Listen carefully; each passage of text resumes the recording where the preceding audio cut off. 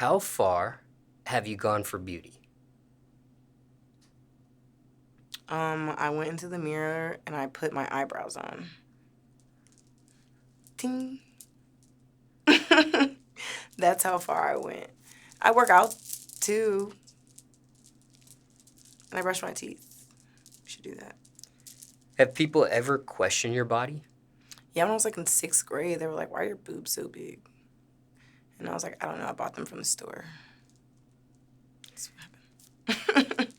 Ever had any cosmetic procedures? No. Now, aside of someone asking you a question about your body back in school, what is your opinion on cosmetic procedures? I feel like if it floats your boat, then go do it. But me personally, like, I don't know. I would have to be in a really. I've never been in a position to. I've never wanted to do anything cosmetic to my body. I've wanted to get a breast reduction before when I was like younger, but then it's like I grew into my body, so I really haven't wanted to do anything. I wish I had like if I could like get eyelash implants, like I would really do that because like I'm tired of going to the Liro to get my eyelashes done because it takes a really long time. But besides that, I don't really have like any wants. I feel like if maybe I had a kid or something like that, maybe I would be like, I want to get my body snatched or something like that. But I don't want to do anything to my body until, you know what I'm saying, I get to the, you know what I'm saying, my body like fills out or whatever everybody says. Like my mom's like, just wait till you have kids. So I'm just kind of, yeah. Now, being in the music industry, is there pressure at all? Yes, there's a lot of pressure. I'm a girl. I sing, I rap, I produce, I engineer, and men are always trying to fuck. So the pressure is there always because I look good, you know what I'm saying? Yeah, they want to do stuff. So it's like guys are guys anyway. You could probably look like a burnt up truck and they would still want to mess with you. So it's like they just want something. So What's your stance on that when it comes to the music industry? um People that are interested in you sexually or romantically on that type of level. I go after what I want. So if you go after me, it's not really gonna work out. More so, like I will have to show interest in you. Once I show interest in you, if you decline, I'll probably like do a little, you know what I'm saying, chase like, little. I'm a dog sometimes, you know. I could be a dog, but yeah, I'm not into like I take it offensively if I'm trying to work with you and you're trying to take me to your room and stuff like that. Like I'm not really trying to do that. It's like, no, why would you do that? You ruined our relationship. Now I can't talk to you ever again. That's how it feels. Has that actually happened in real life? Yes, it has many times.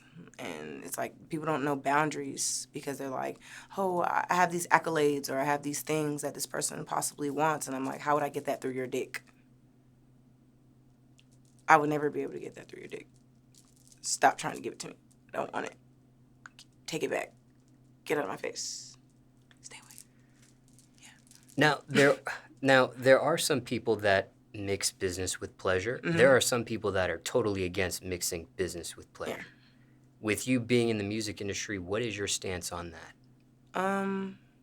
I feel like pleasure is what it is. If it turns into business, that's the one thing. But if we're starting off with business, there's no way to go backwards. You know what I'm saying? Like, if I'm with somebody and we start working on a business structure, that's one thing. That's like creating a business with my partner, right? And rather than me creating something with you and then possibly getting somewhere. I don't see it. You know what I'm saying? I don't foresee that, but it wouldn't be like maybe if I like built something with you and it made like $1 trillion and I would be like, oh my God, we don't have anything else to do and nobody else is as rich as us. That's crazy. Like, what am I gonna do now? Like, all these people are broke and like me and you are just like here and then like, you know what I'm saying? Maybe that would happen, but I don't see it in my head. Like, it's like I feel like at that point you can buy whatever you want. Like you can do whatever you want. Why would you like we're $1 trillion in this? Like I own Amazon. Why would I be married still? Like what kind of sense does that make? I don't know. That's kinda how I feel. Now, it sounds like when there have been scenarios where someone in the music industry has tried to sexually turn something sexual with you or romantic, and you've declined it, it may have killed that relationship. Yeah, men and their egos don't really like mix well if you like bruise them. So if I bruise your ego and I'm like, no, I'm not really interested in that, and then they're like, I don't want to fucking work with you, bitch. I'm like, damn, like shit. Okay, it wasn't like that, but okay. Like yeah, it's gone left a lot of times. I've been in business with people who I've been in business relationships with, and then they've tried to do something weird, and then it just turned into now we can't work together. Have there also, on the flip side, been a scenario where, again, it's a sexual romantic attraction to you, you decline it, they respect it, and you are still able to maintain some sort of business relationship? Or no, it's always been a killed situation after that It's point? mostly killed because men aren't really like a no type of thing. Like once they like tell you that they're after you, they don't really like stop or like let up. So it's very much like now you're chasing me and I'm trying to get away from you, and you're trying to do anything you can to get my attention, or you know what I'm saying. So it usually just turns sour. It usually could be like prolonged. I can tell you, oh, I don't really want to do that, and then I prolong it out, and then you do something that's like completely disrespectful, and now I can't even. There's nothing to save. Yeah. Now, when it comes to your body, as far as cosmetic procedures and things of that nature, has anyone personally in the music industry actually suggested for you or discouraged you against it? I mean, I've had people ask me if I've had like my lips done or things like that. Yeah, my last manager was like, you should just get your butt done and like get your like stomach snatched and like get the stomachs into your butt thing because that's what's in right now. Yeah, that's as far as I've ever. Anybody else has never even said anything. They're just like, girl, you just work out a little bit, and do some squats or something. I'm like, damn, maybe I did eat too many oatmeal cream pies last week, and then yeah, You aren't working with this manager anymore. hell no. Was that part of the reason why? Yes, he was being weird. Like he was like trying to date me, but had a whole wife and kids. It's weird. When he did suggest this body work at that time, what was your reaction to it? I just laughed and like walked away and like started making a song. He was like, ugh, I'm gonna have to get somebody who will. That's what he said. It's like, Now, the fact that you haven't had any body work done, is that something you take pride in?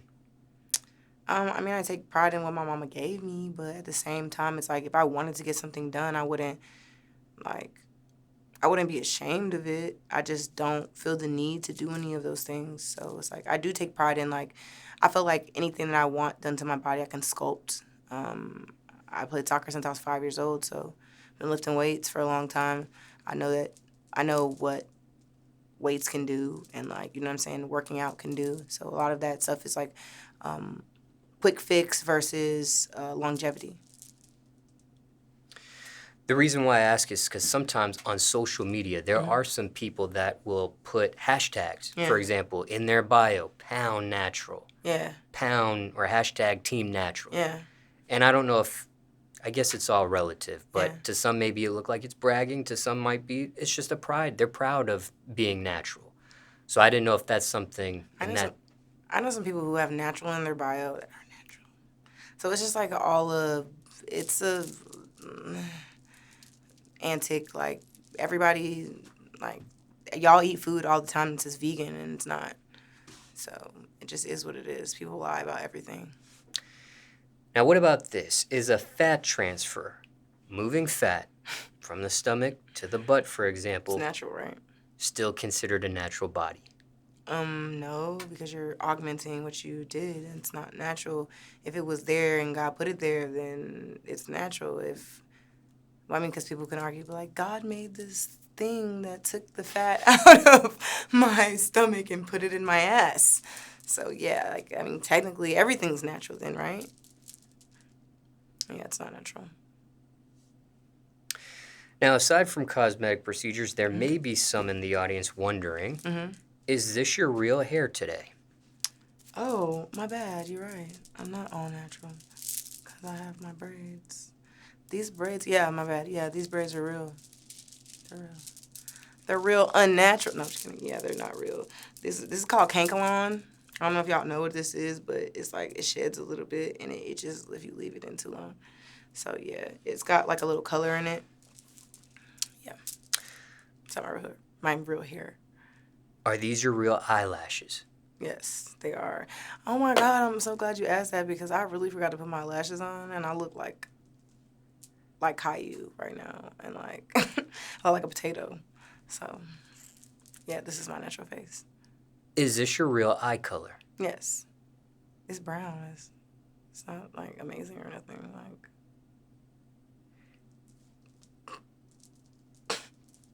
Are these your real teeth? yes. Do I need to get new ones? Ever had braces? No. Invisalign? Any of that type of? Never Okay. had anything. Are you wearing makeup right now? Yes, I have powder foundation on right now, and some what's it called? Stuff for my brows. And are these your real nails? Yeah, I don't have none on. I was thinking about that. I was like, this is real ghetto. Like, sorry, that sounds mean, but yeah, it's not real. I got my real nails on. I have like, I'm kind of bust down right now. So yeah, this is me. Now, what is your opinion on men fixing themselves cosmetically? Let's flip the script here. Oh, Lord. What is your Oh, opinion no. on men, your personal opinion on men fixing themselves cosmetically at like, this point? and you mean like surgically, or like you mean like makeup? Both. Like, I don't know. I have a lot of gay friends and they all do what they want to do. I just feel like the same thing. Like, you just do what you want to do. And, like, as long as you don't put people in your business, like, that's how I feel like, even with sex, like, on both sides of the spectrum, like, you do what's good for you. And then it's like, as long as you don't, like, I'm not going to put what I do on you and you just don't put what you do on me. Like, that's kind of how I feel about it. Like, if I want to be natural, cool. Like, I don't have to brag about it. I don't have to be an asshole. I don't have to be anything. If you want to get your hips done and get your ass done, like, do what the fuck you want to do. Like, I support you 100%. Now let me ask something a little bit more specific, because there may be some men watching in the audience that want to know a female's opinion on it. Yeah. Okay, what about men wearing weave or extensions? So let me give you a more specific example. Maybe a man wearing fake dreads. Yeah. What is your opinion on that? I mean, like, it's not my business. I personally just feel like it's not my business now. If I'm, like, running my hands through your hair and it, like, comes off on my hand, I might be like, catfish. I'm just playing. But, like, past that, it's like, I mean, it depends what it's for, too. It's like, I don't really have a problem with any of that. I kind of just, like, at this point, everything that I see around me is, like, expressed as art. So I don't really, like, take anything as people are trying to deceive me. It's like people are who they want to be, and they show you who they want to be, and they wear what they want to wear to reflect how they vision themselves. So it's like for you to judge them is like judging yourself. Like, are you really okay with yourself, or are you uncomfortable because I'm wearing fake dreads? Speaking of catfish, has that happened to you? Have you personally been catfished in real life? Yeah, I thought he had a big dick, but he had a little dick. No, just playing. No, that's not. No, I never been catfished before. Okay. Like facially. There's also another term called hatfished. You ever been hatfished before? Like where the dude didn't have hair He's wearing a baseball cap. and then he took it off. Yeah, in a sense. No, I don't think I've ever been. Man, I gotta ask people to take their hats off. Take your hat off. No, I'm just kidding. Now, I do have some more specific questions when it comes to men, but judging by the response you just gave about the fake dreads, I think your answer is probably going to be the same for the rest of my questions in regards to that. So, Okay. should I even ask it, or just move on to the next segment? Probably just move on to the next thing. Okay. And for time reference, it's November 2021 now. Gotcha. Okay, now I want to ask you this. 2 more segments here. Mm-hmm. I want to ask you this.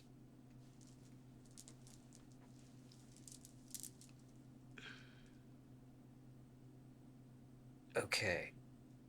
Why am I such a bad bitch? I don't know. No, I'm just kidding. Any interesting stories Mm-hmm. or memories with other notable artists or producers you want to share with us today? Reflecting back on your career at this point, any interesting stories or memories with other notable artists or producers you want to share with us today? You said artists or producers? Yeah. I've had a couple artists, like I feel like all the people that I want to talk about, they all died, and I feel like that's why they're notable, but that sounds messed up. E was a good artist. He passed away. He actually passed away on me. I was at DJ Spin's house, and I guess he didn't pass away on me in particular, but I was the last person that kind of had a conversation with him. He fell asleep and didn't wake back up, so that was like a weird thing, but that was like a milestone because I kind of stopped doing music for a second. I was actually showing him a song that I wanted to get on.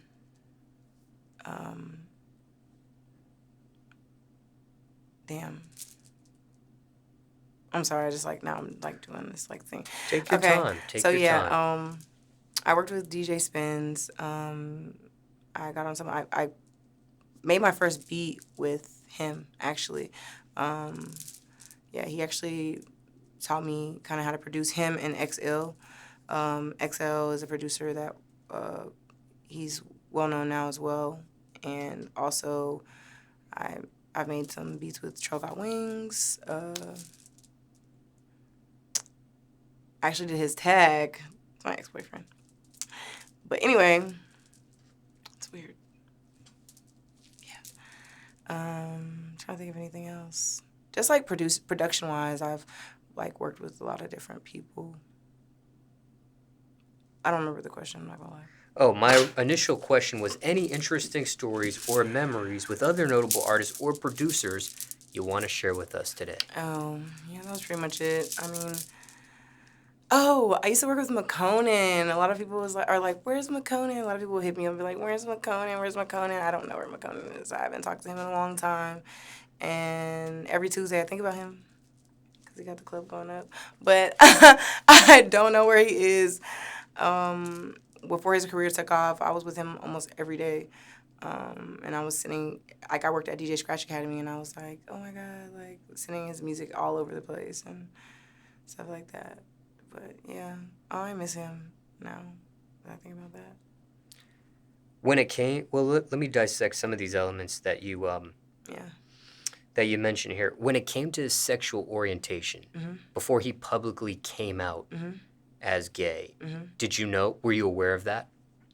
I kind of did, but I didn't like. It was like nobody's business. His sexual orientation we never really talked about, but he definitely was like super into like hair and wigs and stuff, and that's definitely like dyeing hair. Like, not saying that every person who likes to dye hair is gay, but I'm just saying like he never tried me, and he's the only guy that ever didn't try me, ever. Like he never like advanced at me at all. Like he was never like your butt's cute or like your face is cute or like you look cute today or nothing. He was just like want to do shrooms. Like yeah, that was very much. He's super cool though. Yeah. So you had maybe like an intuition or gut feeling that may have been his sexual orientation. It just wasn't. I don't think about people's sexual orientation when I meet them. I think that's probably like where I'm like that's why I kind of like I come off like touchy about that subject because it's like I'm more like that sounds like very green or like it sounds very much so like I don't know what's going on, but I just don't look at people like, oh, I wonder if they want to have sex with me. Like I don't know why people think like that. Like I don't initially meet somebody and wonder what their sexual orientation is, or like wonder or ask or anything. I never like thought that he was or wasn't, but like some things that he did led me to believe that he wasn't necessarily like gonna try to like me. Got it. Yeah. Which made me more comfortable, actually. When it came to this conversation you had with E, what was that convo like before he passed? He was like really drunk, and that sounds fucked up, but yeah, he was really drunk, and he was like, "Your song is so hard," and he was just like, he used to do this thing where he would be like a dance like this. His name is E.Lucas, and that was my dog. Yeah. He was just like, I can't wait. He was like, we gonna blow up together. We gonna get there. Like, I can't wait. He was just really drunk, and I think he probably popped some pills or something. I'm not sure, but I'm not trying to speak down on him or anything. But that was like, he was my dog. Like, he definitely loved to have a good time. Like, if he wasn't there, we was kind of like, where's E? And then as soon as he pulled up, he was shoulder rolling like he was. He would walk in there always like excited and happy and turning everybody up and making sure everybody was smiling no matter what. And yeah, that was just like the saddest part because I called in the morning, the next morning, and he was just like, I called Spence in the morning. I was like, what you doing? Like, what are y'all doing? And he was just like, gotta call you back. He's gone.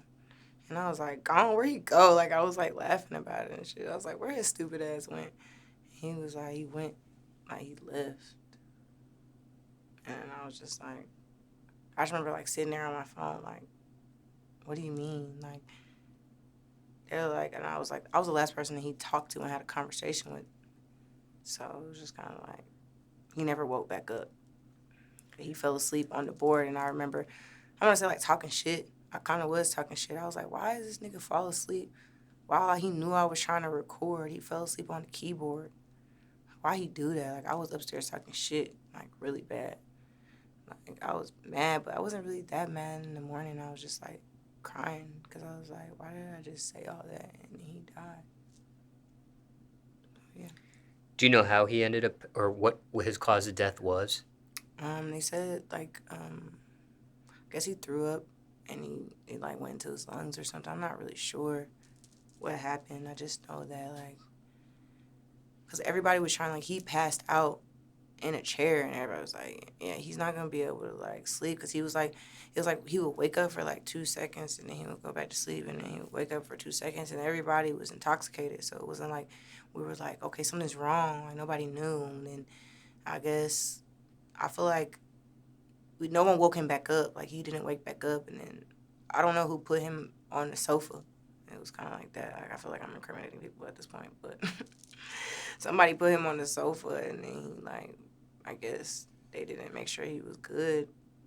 He never woke back up from the time. They said that I was the last. I'm not saying that they said I was the last person that spoke with him, but they told me, like, I was like, did he ever wake back up? Because when he was on the couch, that was the last time I saw him, and I didn't put him on the couch.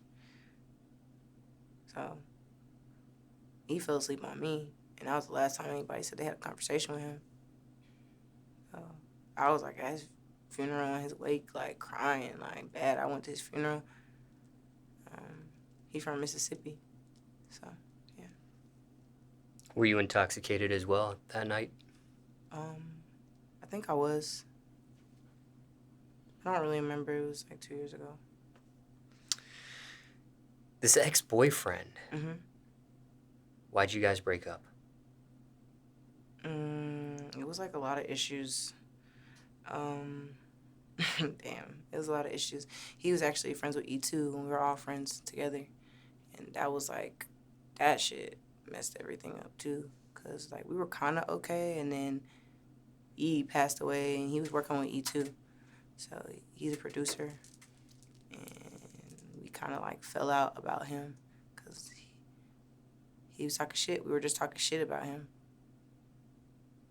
And then he like left. But it wasn't like, it was like friendly type shit talking, like why he fell asleep and did this and did that. And then, nah, he just wasn't shit to me, honestly. He just wasn't like a good boyfriend. It was like a bunch of me doing stuff for him and him never returning the favor or like me making sure he got plaques on top of plaques right now.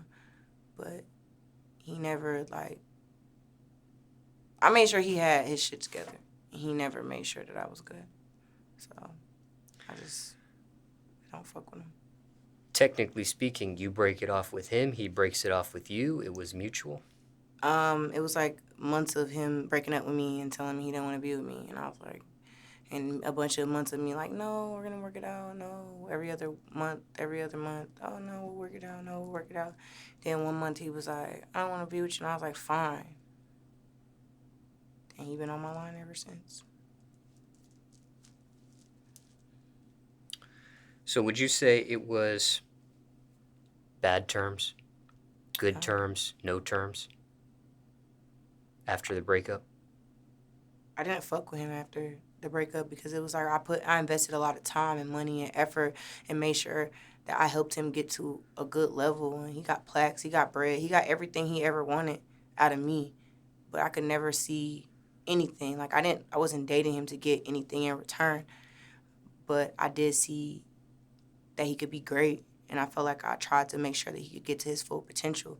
And once he got to his full potential, I don't even feel like he's at his full potential. But like once he got to a point where he was self-sufficient, it was okay for him to break off anything with me. So it wasn't bad terms, but it wasn't good terms. It was just kind of like, fuck you, since you're saying fuck me. Anything you would say to him now if he's watching? Stop calling me. I'm just seriously though, like I talked to him recently. He's just like, how's everything going? It's going great. How are you doing? I'm doing great. What do you want? Like, what's up? Like, come to the studio. For what? I want to be your producer. Now you want to be my producer. My voice is on Juice WRLD and Future. They have a song together. It's like part of World on Drugs. I don't know if y'all know that song. It's like, threw away my problems. I don't pop pills. I don't remember the words, but in the beginning I say, you'll fly too. And that was me helping him rebrand his beats. And I Ain't Living Right. That's the song. I'm the voice on there. I said, you'll fly too. That's my voice. Help him build his whole business.